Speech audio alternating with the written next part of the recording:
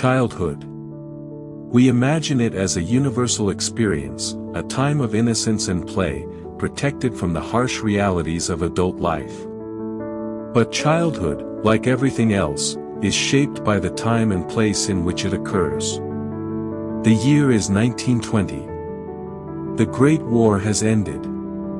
The Spanish flu pandemic has just subsided.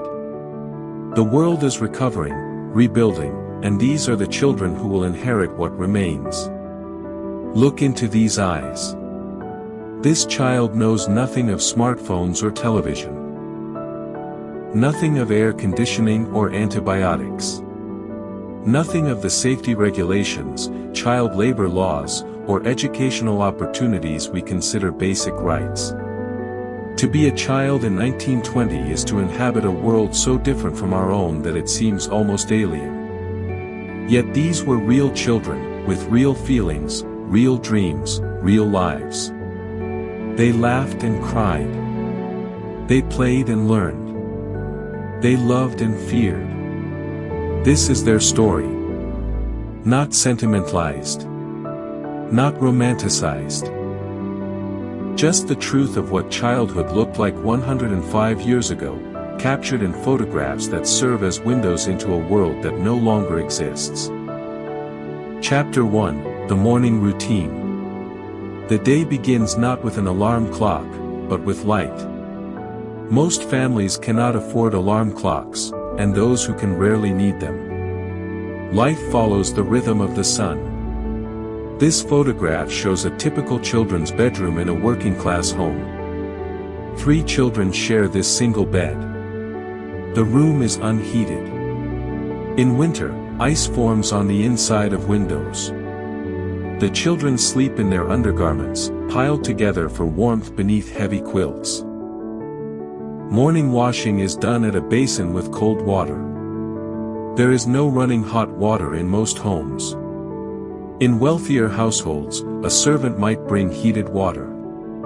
But for most children, you wash quickly in water so cold it makes your teeth chatter, or you don't wash at all. This boy is perhaps 7 years old. His expression shows the shock of cold water. This is normal. This is what morning feels like. The concept of a warm, comfortable morning routine is foreign to most children in 1920. Getting dressed is a complex affair. Boys wear knickers, short pants that button below the knee, with long stockings, shirts, suspenders, and often a jacket or vest. Girls wear dresses with multiple layers underneath, chemise, petticoat, bloomers. Getting dressed takes 15 to 20 minutes, even for young children. Breakfast, if there is breakfast, is simple. Oatmeal, bread, perhaps milk if the family can afford it. This photograph shows a family gathered around a table. The portions are small. The children eat quickly because they have somewhere to be, school for some, work for others. Personal grooming is important, even in poverty. This mother carefully combs her daughter's hair, checking for lice, a common problem in 1920. Head lice are not a sign of poor hygiene, they're simply a fact of life when children live in close quarters and share hats, combs, and beds. And then they leave. Some carry lunch pails. Some carry school books wrapped in leather straps. Some carry nothing because they're heading to work, not school. At the door, they might receive a kiss from their mother. Or they might receive instructions to bring home money. Childhood in 1920 begins with the understanding that you have responsibilities, that the family's survival might depend on your contribution. Chapter 2, School, if you're fortunate. In 1920, attending school is not universal. It depends on where you live, what your family can afford, and what your parents believe about education. In rural America, this is school, a one-room building where children of all ages learn together. One teacher instructs everyone from 6-year-olds learning their letters to 14-year-olds preparing to leave school forever. In cities, schools look like this. 50 or 60 children crammed into rooms designed for 30. They sit in rows of bolted-down desks, arranged by height rather than age. The teacher stands at the front with a pointer and a firm belief in discipline. Look at these children's postures. Back straight. Hands folded on desks or clasped behind their backs. Absolute attention expected. Talking without permission results in punishment. Looking away from the teacher results in punishment. Moving unnecessarily results in punishment. This is a dunce cap. Children who fail to answer correctly, who speak out of turn, or who misbehave are made to wear it and stand in the corner. The humiliation is the point. Education in 1920 operates on shame and fear as much as on instruction. Corporal punishment is standard. This teacher holds a ruler, used to strike children's hands when they make mistakes. In some schools, leather straps or wooden paddles are used. Parents not only accept this, many encourage it. Spare the rod, spoil the child is not just a saying, it's educational philosophy. These children write on slate tablets with chalk. Paper is expensive, reserved for final work. You practice on slate, erasing and rewriting until you get it right. The repetition is endless. Penmanship matters enormously.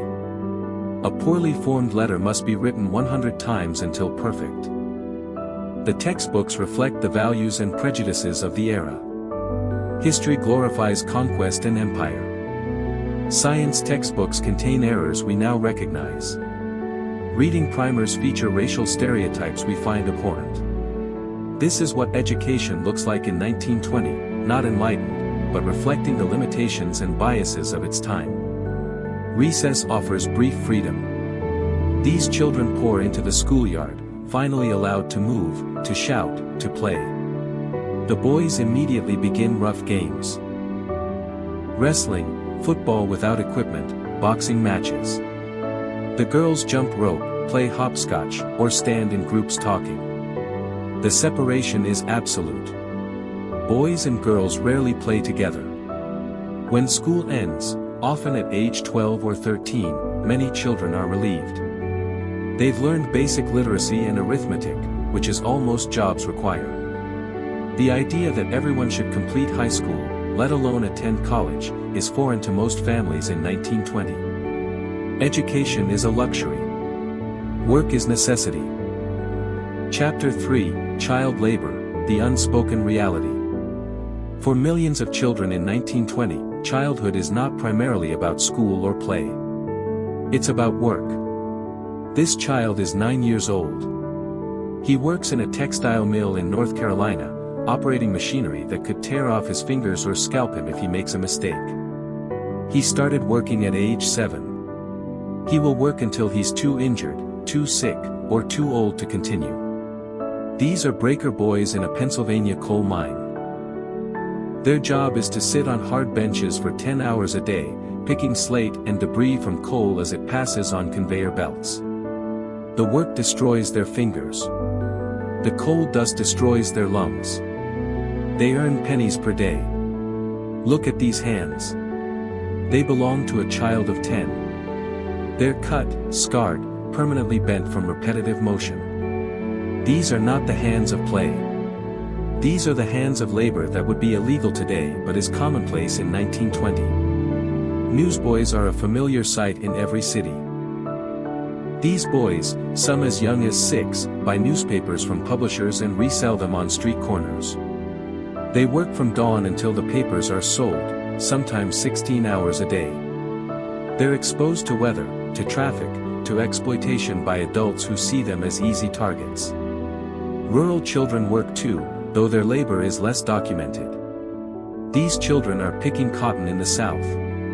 They work alongside their parents from sunrise to sunset during harvest season. Education stops during harvest. Everything stops.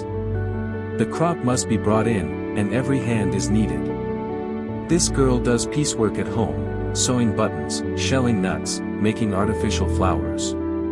She works at this table for hours each day, helping her mother meet quotas set by the factory. Her wages are counted as her mother's, though she does equal work. Her childhood is spent in repetitive tasks that damage her eyes and stunt her growth. Children selling goods on city streets. These kids sell everything: flowers, shoelaces, matches, gum. They work on commission or for tips. Many are recent immigrants, contributing to family income. Some are orphans, working to survive. The streets are their workplace, with all the dangers that implies. These photographs were taken by Louis Hine, a sociologist and photographer who documented child labor to advocate for reform. His images shocked the nation and contributed to eventual child labor laws. But in 1920, those laws are still weak, poorly enforced, or non-existent in many states. Child labor is legal, common, and economically necessary for millions of families. Chapter 4, Play, when there's time for it. Despite work, despite poverty, despite hardship, children in 1920 still find time to play.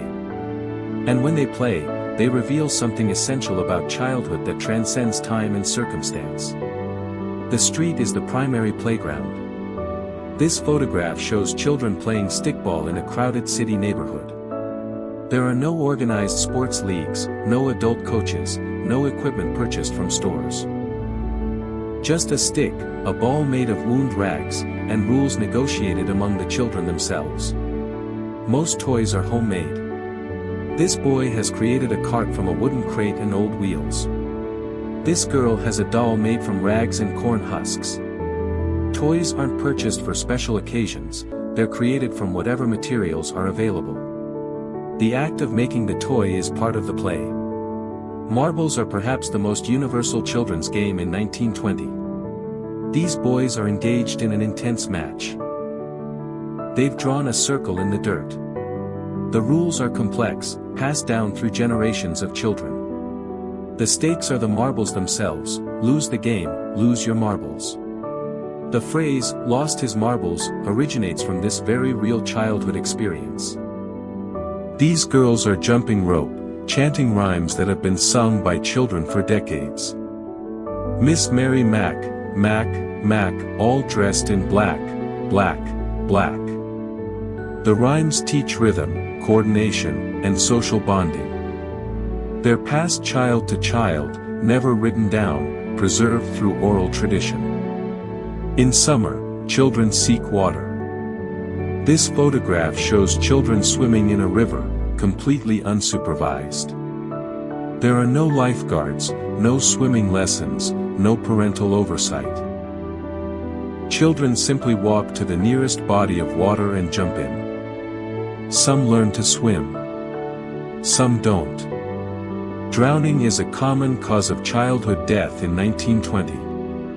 Winter brings different play. These children have built an elaborate snow fort.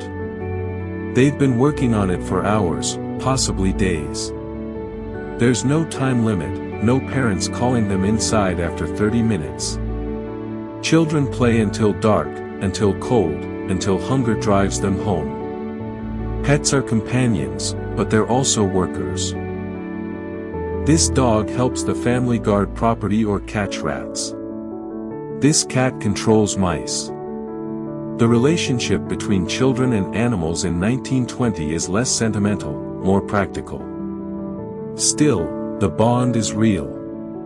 This child clearly loves this dog, and the dog's posture suggests the feeling is mutual. When children read for pleasure, a luxury available primarily to middle-class and wealthy children, they read books we still recognize. The Adventures of Tom Sawyer, Treasure Island, Little Women, Alice's Adventures in Wonderland. These books speak to something timeless in childhood, the desire for adventure, for independence, for worlds beyond our own. Chapter 5, Health, Danger, and Mortality. To be a child in 1920 is to live with dangers we've largely forgotten. Death is not an abstraction. It's a constant presence. Many children show signs of malnutrition. Rickets, a bone disease caused by vitamin D deficiency, is common. These children have bowed legs, enlarged joints, deformed spines. Adequate nutrition is not guaranteed, even in wealthy nations. Polio is a terror that strikes without warning. This child wears a leg brace, the aftermath of polio that left muscles paralyzed. There is no vaccine. Parents live in fear, especially during summer when polio cases peak. Swimming pools close. Children are kept indoors. Still, the virus finds victims.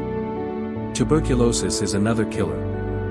These children are in a sanitarium, receiving the only treatment available in 1920, fresh air and rest. Some will recover. Many will not. TB is the leading cause of death for people under 40 in 1920, and children are particularly vulnerable. Injuries are common and often serious. This child has a badly bandaged arm, likely from an accident at work or play. Without antibiotics, infections are deadly. A simple cut can lead to blood poisoning, amputation, or death. Children learn to be careful, but accidents still happen. This children's hospital ward shows the medical care available in 1920. It's primitive by our standards. No monitoring equipment, no 4 antibiotics, limited pain management. Yet this represents the best care available. Most sick children never see a hospital. They recover or die at home. Child mortality is tragically common. 1 in 10 children dies before reaching age 5. Most families lose at least one child. This photograph shows a child's funeral, a small white coffin, grieving parents, siblings who understand that they too might die young. Death is part of childhood in 1920, not separate from it. This cemetery contains dozens of small graves, each marked with dates showing lives that lasted only months or years. Scarlet fever, diphtheria, measles, whooping cough, influenza, diseases we now prevent with vaccines kill children routinely in 1920. Parents live with an anxiety we can barely comprehend, the knowledge that their children might not survive to adulthood. Yet most children do survive. They grow up bearing the scars of their childhood, physical, emotional, psychological. But they grow up. And they carry forward both the hardships and the joys of their early years, shaping them into the adults who will navigate the Great Depression, fight World War II, and build the post-war world. Chapter 6, The Rare Moments of Joy. It would be wrong to portray childhood in 1920 as purely grim. There are moments of genuine joy, made more precious perhaps by their rarity. Birthday celebrations are simple but meaningful. This photograph shows a child with a homemade cake, a single candle, and siblings gathered around. There are no piles of presents, no elaborate parties. Just a cake, a song, and the acknowledgement that this child has survived another year. That itself is cause for celebration. Christmas brings magic even in poverty. These children wake to find stockings filled with an orange, some nuts, perhaps a small toy. The expressions on their faces reveal pure joy. They expected nothing and received something. That surplus, however small, creates happiness. A family picnic represents a day away from work, from routine, from struggle. This photograph captures a moment of rest. The children play freely. The parents relax. The food is simple but plentiful. For this one day, life is good. The traveling circus or county fair is an event that might happen once a year. These children are watching something wondrous, perhaps an elephant, or acrobats, or magic tricks. Their faces show amazement. They're experiencing something beyond their everyday reality, expanding their understanding of what's possible in the world. Some children are fortunate enough to have a teacher who sees them, encourages them, believes in their potential. This photograph shows children gathered around such a teacher, their faces bright with affection. This teacher will be remembered for a lifetime, a beacon of adult kindness in what might otherwise be a harsh childhood. Perhaps the most profound source of joy in childhood is other children. These siblings embrace with obvious affection. In a world that offers little certainty, siblings are constants. They share experiences, protect each other, and provide companionship that helps make childhood bearable. And here, most simply, a child laughing. The photograph captures a moment of pure, unself-conscious happiness. Whatever caused this laughter, a joke, a game, a moment of silliness, it reminds us that childhood in any era contains moments of joy. The human capacity for happiness persists even in difficult circumstances. Closing sequence. A childhood in 1920. What did it really look like? It looked like work and play intermingled. Like danger accepted as normal. Like joy found in small things. Like resilience in the face of hardship. These children did not have the protections we consider essential. No safety regulations kept them from harm. No labor laws kept them in school. No antibiotics cured their infections. No vaccines prevented their diseases. No child psychologists tended their emotional well-being. Yet they persisted. They worked when required. They played when possible. They learned what they could. They loved and were loved. They developed personalities, preferences, dreams. They were fully human, even when the world treated them as less than that. When we look at these photographs, we're looking at people who are now gone. That child staring into the camera might have lived until the 1990s or even the 2000s. They might have become your grandparent or great-grandparent. They carried their 1920 childhood with them throughout their lives, shaping their values, their parenting, their understanding of what children need and deserve. The childhood they experienced seems harsh to us now. We've made progress: child labor laws, compulsory education, vaccines, antibiotics, safety regulations. These advances didn't happen automatically. They happened because people looked at photographs like these and decided that childhood should be different, should be better, should be protected. But perhaps the most important lesson from these photographs is this: childhood itself is not different. The circumstances change, the protections evolve, the opportunities expand or contract. But the essential nature of being a child, curious, vulnerable, resilient, capable of joy and suffering, that remains constant. These children of 1920 look out at us across more than a century. They ask us to remember them not with pity, but with respect. They survived. They adapted. They built the world that came next. And in their eyes, we see the same spark of humanity that exists in children today. Childhood in 1920. It was harder than we can imagine. It was simpler in some ways. It was more dangerous, more demanding, less protected. But it was childhood nonetheless, a time of growth, of learning, of becoming. These faces remind us where we came from and how far we've come. And they challenge us to continue protecting and improving childhood for the generations yet to come.